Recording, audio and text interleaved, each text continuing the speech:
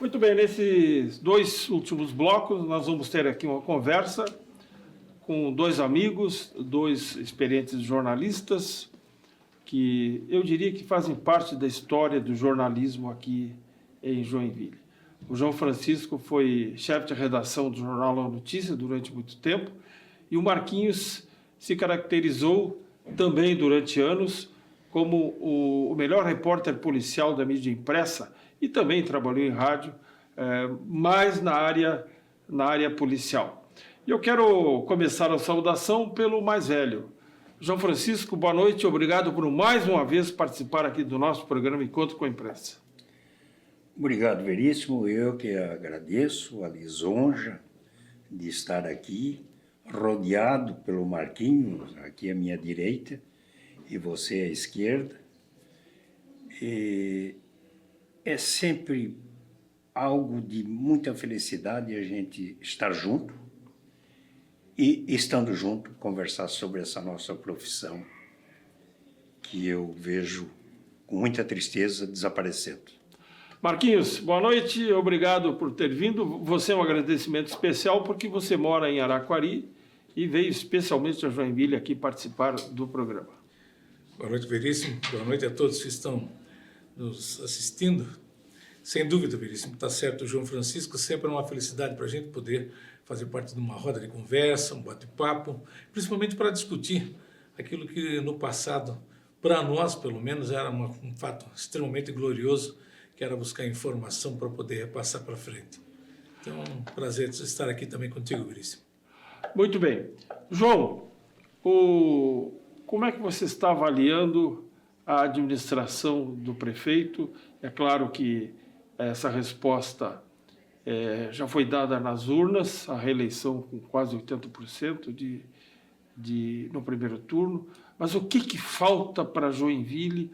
O que precisaria a prefeitura, a atual administração, avançar ainda mais?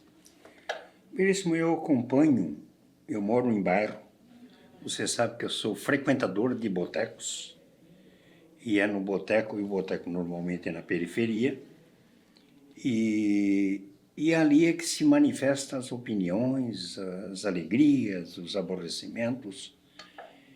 E eu vejo a administração do Adriano extremamente bem avaliada. Tem as reclamações, as ruas têm buraco, tem os elogios. Eu não sei a situação, por exemplo, da saúde nos bairros da Zona Sul, mas se alguém falar mal do PA do Costa e Silva, do posto de saúde do Glória, corre o risco de apanhar aqui na nossa região. Tal a qualidade do atendimento, tal a presteza com que eles atendem. Eu moro na Visconde Mauá e a minha rua é a Rua das Viúvas. Eu sou um dos poucos homens sobreviventes ali. E a minha esposa leva esse pessoal no postinho, leva no PA, e é só elogios sobre esses aspectos do atendimento. Tem a questão da iluminação pública, que está deixando a desejar, mas parece que tem um problema ali com a empresa que atende. Muita lâmpada queimada, essa coisa toda. E outra coisa que eu percebo, que talvez precisasse de uma fiscalização maior, Veríssimo, é os caminhões caçamba. Eles ficam deslocando terra de um terreno para outro, e a lei diz que eles têm que colocar uma lona por cima daquela caçamba para não estar esparramando terra. Então, é muito fácil você perceber que estão aterrando um terreno ou tirando terra de um terreno, tal quantidade de barro que é jogado na rua, e aquilo vira lama, vira poeira. Então, são esses detalhes pequenos, mas no grosso não temos nenhuma notícia, nós três somos jornalistas, nenhuma notícia de desvios, de rolos, de golpes na administração, coisa rara de acontecer. Então, eu tenho, a avaliação que eu tenho do governo Adriano e Rejane extremamente positiva. E ontem eu li uma entrevista, sobre uma entrevista que o Adriano deu para aquele Juan Schiavi. E ele admite que pode ser candidato a governador. Muito bem. Marquinhos, um assunto que interessa a Joinville, e interessa principalmente para quem veraneia naquela região lá das praias de São Francisco, como é que está a duplicação da BR-280? Está parada? Tem algum trecho trabalhando em ritmo lento? Como é que está a situação da duplicação da BR-280?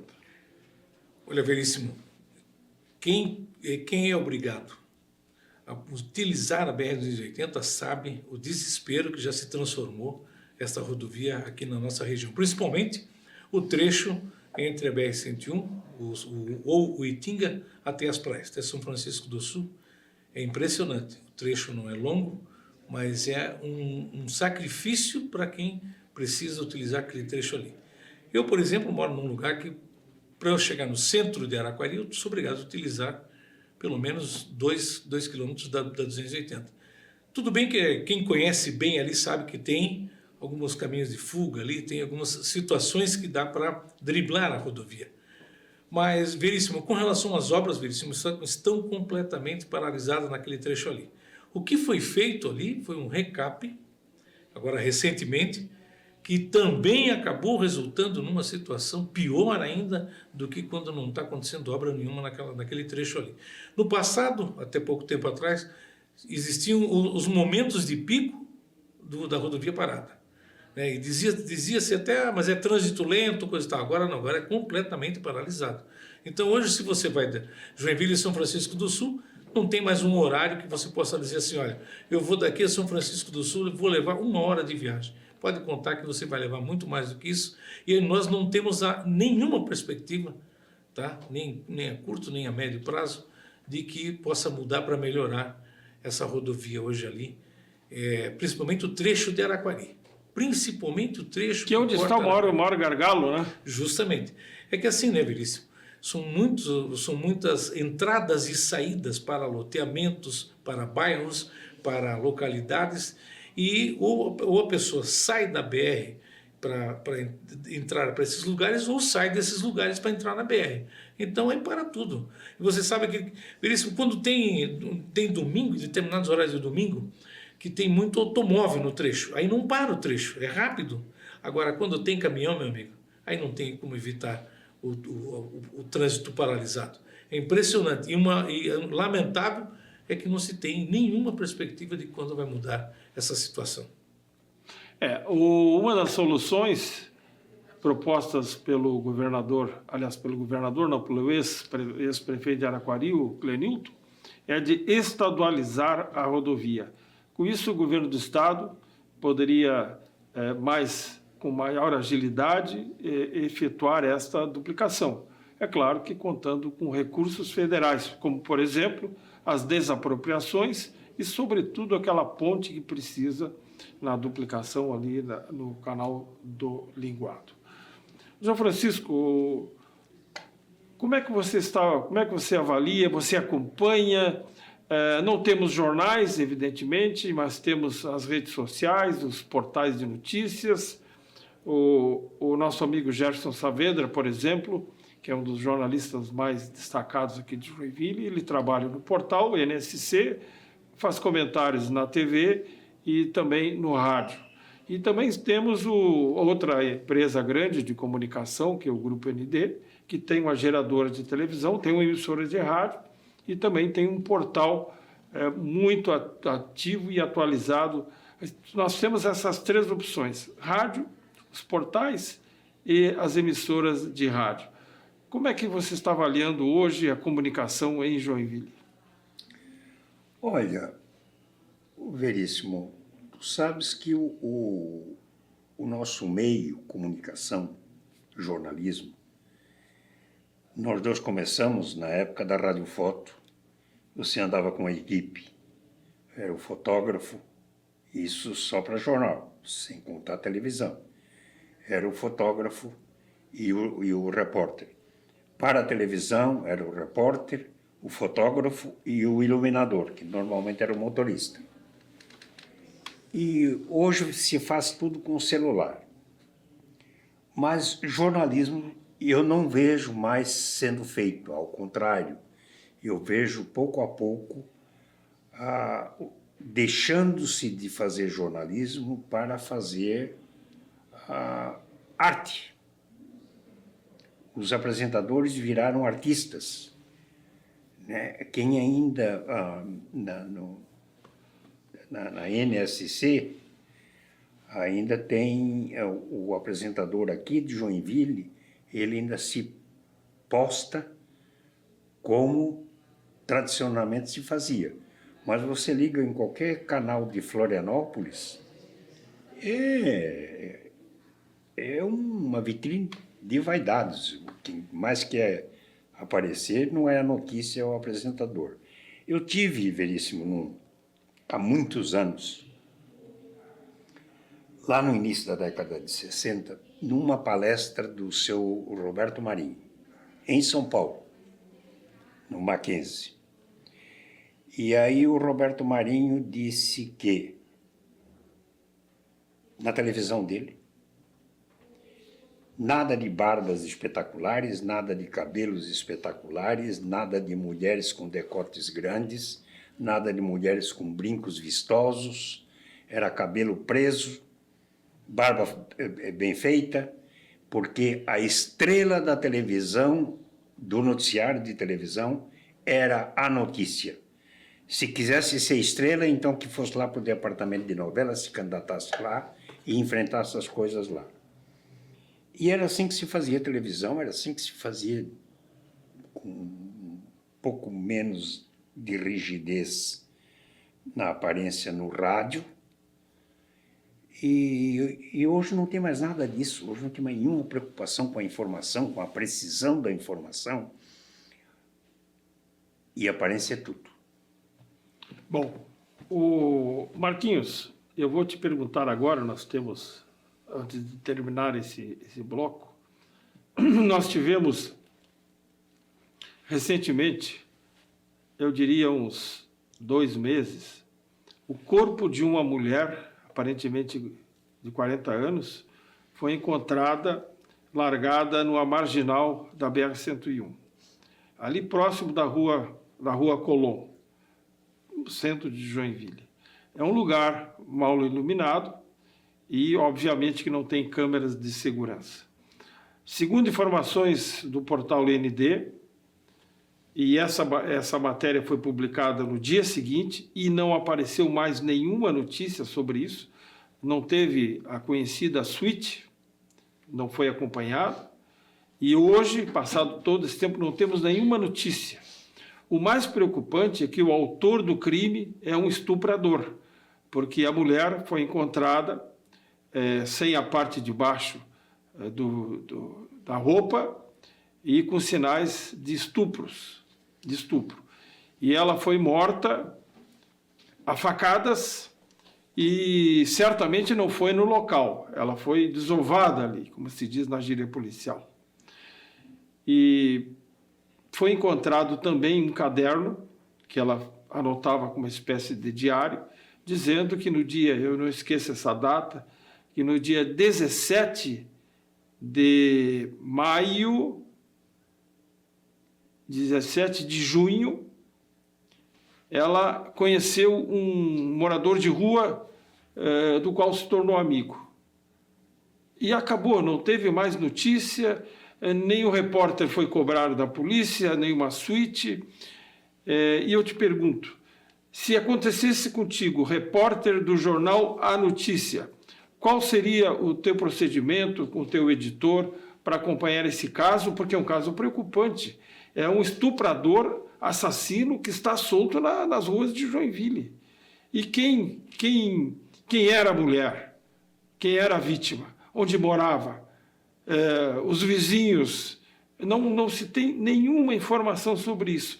Lembrando um pouco aquele caso do maníaco da bicicleta, que estuprou, se não me engano, 5 jovens, 5 mulheres, em apenas um mês. Qual seria o procedimento do repórter policial Marcos Dias de Oliveira se existisse uma imprensa investigativa em Joinville? O primeiro passo, Veríssimo, seria o repórter ir no local do fato. O primeiro passo é ir no local do fato. Procurar pessoas que, de repente, poderiam se tornar uma fonte de informação. Esse é o primeiro, que eu aprendi a fazer jornalismo policial, e depois, na sequência, claro, a conversa com os policiais que primeiro chegaram no local também. Instituto Médico Legal é uma outra fonte de informação onde você pode conseguir detalhes importantes. Mas é evidente que aí o jornalista tem que ter, o repórter, ele tem que ter um pouco de conhecimento, ele tem que ter um pouco de vivência também. Porque, queira ou não queira, hoje, Veríssimo, hoje é um afastamento muito grande. Por exemplo, o jornalista levanta a informação naquele dia, coisa está no dia seguinte, ele até liga para o delegado, se não tiver nada, tudo bem, e é o que nós estamos vendo hoje. Não há mais suíte das matérias, não há acompanhamento. Então as pessoas ficam da curiosidade, que afinal de contas, como é que estão as investigações, o que aconteceu, o que não aconteceu, alguém procurou o corpo dessa mulher, a família já procurou para sepultar esse corpo, coisa e tal, continua no refrigerador lá na Câmara Fria do ML, enfim. Então o que está faltando, Veríssimo, é que não existe mais alguém designado para dar continuidade nos assuntos importantes. E assim, essa informação, quando eu li a primeira vez, me chamou a atenção porque ela é uma informação que ela tem alguns detalhes interessantes que, em princípio, parecem que não é muito difícil de se chegar em algum lugar, se chegar a algum suspeito, coisa parecida.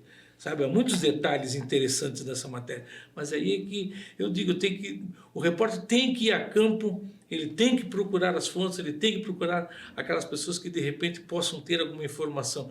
Porque o Veríssimo, eu nunca esqueço que, por exemplo, assim, uma grande fonte do jornalista é, por exemplo, assim, o diretor do presídio. Mas o que o diretor do presídio tem a ver?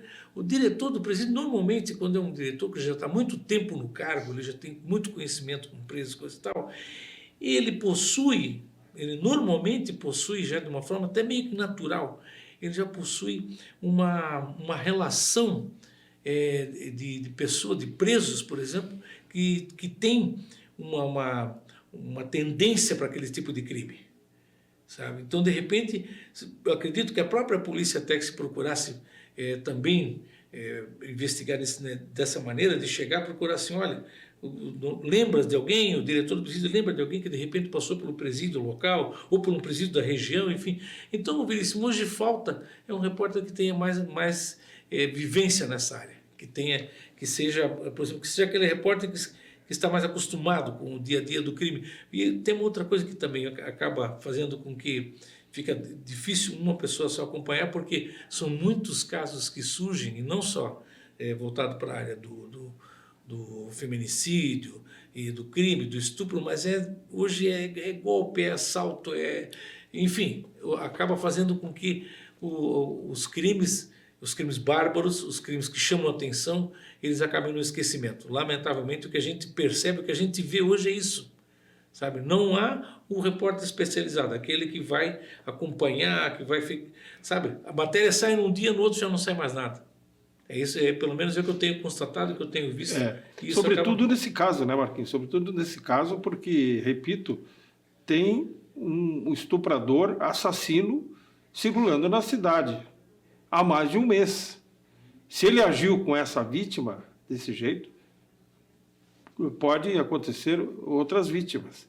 E eu não tenho condições de ligar para o delegado, para os delegados e perguntar sobre o andamento das investigações. Mas agora, esses portais de notícias, eles têm condições, os repórteres estão lá o tempo integral e poderiam. E não tem mais repórter que trate apenas da área policial, como o João Francisco tinha, como editor da notícia, que tinha a editoria de polícia com 1 ou 2 repórteres que só trabalhavam nesta área e tinham fontes. conquistavam a confiança de delegados, como o Marquinhos falou, do diretor do presídio. Nós tivemos uma época aqui, eu não lembro, acho que os anos 80, nós tínhamos um gerente do presídio que era uma fonte de informações importantíssima. Ele tinha anotado lá tudo, ele conhecia cada marginal que estava nas ruas de Joinville. Quando voltava para o presídio, ele sabia quem era, chamava pelo nome, e a cidade era um pouquinho menor. Essa era uma fonte importantíssima de informação. Nós vamos continuar conversando com os jornalistas João Francisco e Marquinhos de Oliveira, após o intervalo, no terceiro e último bloco aqui do nosso programa.